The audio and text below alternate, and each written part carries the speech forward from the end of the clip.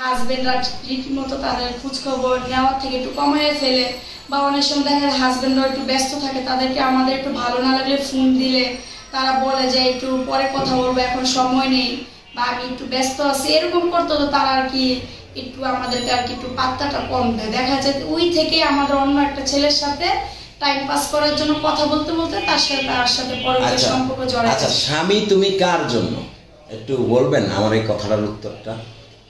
স্বামী কার জন্য? স্বামী তো তার স্ত্রীর জন্য। আচ্ছা, তো স্ত্রী কার জন্য? স্ত্রী তার হাজবেন্ডের জন্য। এখন তো আপনি হয়ে গেলেন আরেকজনের। হয়ে গেছে, এখন তাই আমার ভুলের মাসুল দিচ্ছি। আচ্ছা, আপনার ভুলের মাসুল দিচ্ছেন। আচ্ছা, তো আমরা ভিডিওটি এখানে শেষ করে দিব। তো আসলে ভুল স্বীকার করলেন আপনি? জি। এই ধরনের ভুল কি আর হবে না? এখন তো আমার ভুল হবে না আর আশা করি, কিন্তু এখন তো আমার আগের হাজবেন্ড তো আমাকে মেনে নিবে। আচ্ছা, তো আসলে আগের হাজব্যান্ড আপনাকে মেনে নিবে না সেটা বুঝলাম, কিন্তু আগের হাজব্যান্ড মেনে নিবে না। কিন্তু আমার কথা হচ্ছে এই যে আমাদের সমাজে যারা প্রবাসী স্ত্রীরা আছে, প্রবাসীদের স্ত্রীরা আছে, তাদের উদ্দেশ্যে যদি একটা মেসেজ দিতেন, আসলে আপনি যে ভুলটা করেছেন, যে অন্যায়টা করেছেন, তারা যেন এই ধরনের অন্যায় না করে, মানে আপনার পক্ষ থেকে কি মেসেজ আছে? আমার পক্ষ থেকে এটাই মেসেজ যে আমার মতো যারা হাজবেন্ড দূরে থাকে বা আমি বাংলাদেশে থাকি, তাদের ক্ষেত্রে এটাই যে আপুরা আমার মতো কেউ ভুল করবেন না। যেহেতু আমি এরকম একটা ফাঁদে পড়ে বা তার আংরি বাংরি কথা শুনে আমি তার ফাঁদে পড়ে গেছি, ঠিক আছে, হাজবেন্ড সময় দেয় না বা আমার সাথে কম কথা বলে, সেটা আমি মেনে নিতে তখন পারি না। কিন্তু এখন আমি বুঝতে পারতেছি হাজবেন্ড হাজবেন্ডই থাকে আর পরকীয়াই থাকে, সেজন্য আপনারা এরকম আমার মতো কেউ ভুল করবেন। আচ্ছা, খুব ধন্যবাদ। প্রবাসী ভাইদের উদ্দেশ্যে কি বলার আছে?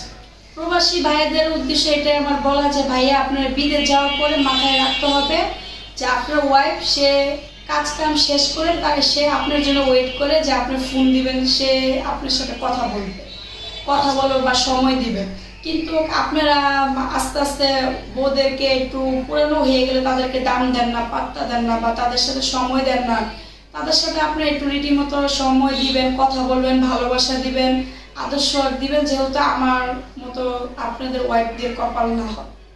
আচ্ছা, খুব সুন্দর কথা বলেছেন আপু। দর্শক যারা আছেন আমাদের এই ভিডিও জুড়ে, যদি ভিডিওটি ভালো লাগে অবশ্যই বেশি বেশি করে লাইক, কমেন্ট এবং শেয়ার করবেন।